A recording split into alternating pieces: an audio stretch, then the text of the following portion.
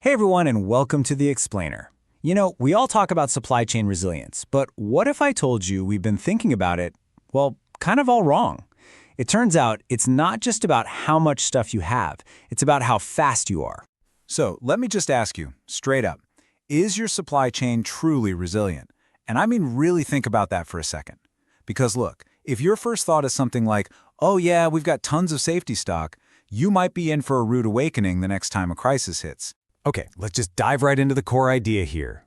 For the longest time, the whole idea of resilience was about depth, right? Just pile up more inventory, create a bigger buffer, and hey, it works, up to a point. But the real game changer, the new way of thinking, is all about speed. How fast can you see a problem coming, figure out what to do, and then actually do it? That's what we're digging into today. So, here's how we're going to break it down. We're going to look at 4 super critical time-based metrics that really tell the story. We'll walk through a disruption as it happens, starting with your time to awareness, then moving to your time to action, your time to recover, and finally, the big one, your time to survival. All right, let's start at the beginning.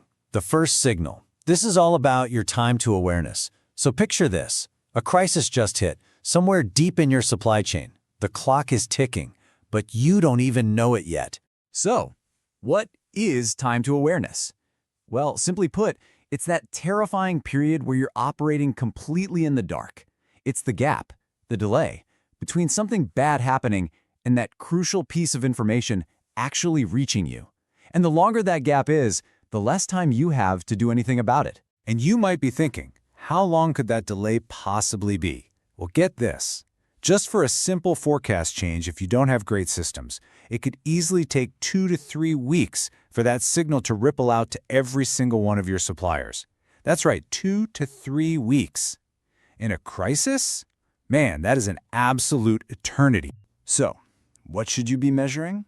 Well, you got to time how long it takes for a simple forecast to get from your team to every single supplier. Then, you track the lag on updates coming back from them and getting into your own planning tools. And maybe the most important question of all, can you even trust the data you're getting? Is the signal reliable? All right, so how do we shrink that time? It really all comes down to connection. It means getting sales and operations aligned so your forecasts are actually good. It means building shared dashboards so everyone's looking at the same information. Basically, it's time to ditch the endless chain of spreadsheets and emails and move to direct, automated updates. The whole goal here is a reliable, fast signal. Okay, so you've finally gotten the signal. The alarm bell is ringing. Now what? Well, that brings us to stage 2, the pivot. This is where we measure your time to action. Because, let's be real, knowing there's a fire is one thing. Being able to actually put it out is something else entirely. Time to action is really a raw measure of your flexibility. When the heat is on, how quickly can your operation actually pivot? Switch to a new supplier, get a new part approved, execute a totally new plan. This is where all that theory hits the cold, hard reality of your operations. And to measure this, you got to get out the stopwatch and time, well, everything.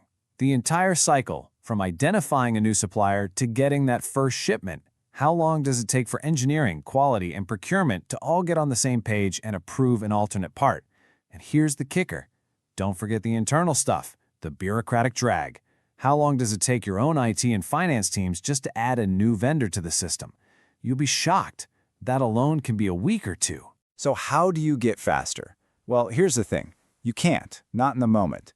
The key is that all of this work, all this flexibility, it's born from preparation you do before the crisis ever hits. It means pre-qualifying alternate suppliers now. You can standardize your components, start with easy stuff like caps and resistors, to make swaps way easier. You should have technical solutions ready to go, and you absolutely have to score your suppliers so you know who you can count on when things go sideways. All right, so you've seen the problem, and you've figured out a plan. You're ready to act. Now comes the real race, the race to execute. This is where we measure your time to recover. Because let's be honest, a brilliant plan is completely useless if you can't actually make it happen. Yeah, you can think of time to recover as your agility score. It's the real-world measure of how long it takes to get back to full production after you've made your decision. And this This is where your financial and contractual readiness really get put to the test. And this right here, this visualizes a massive hidden trap that so many companies fall into. It's your bill of materials liability. You see that slice of locked-in parts? Those are your NCNR parts, non-cancelable, non-returnable. And let me tell you, that slice can absolutely kill your ability to pivot.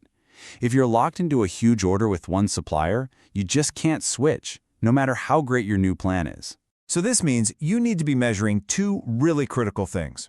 First, your total available credit across all your suppliers, because you're going to need cash and fast to place new orders.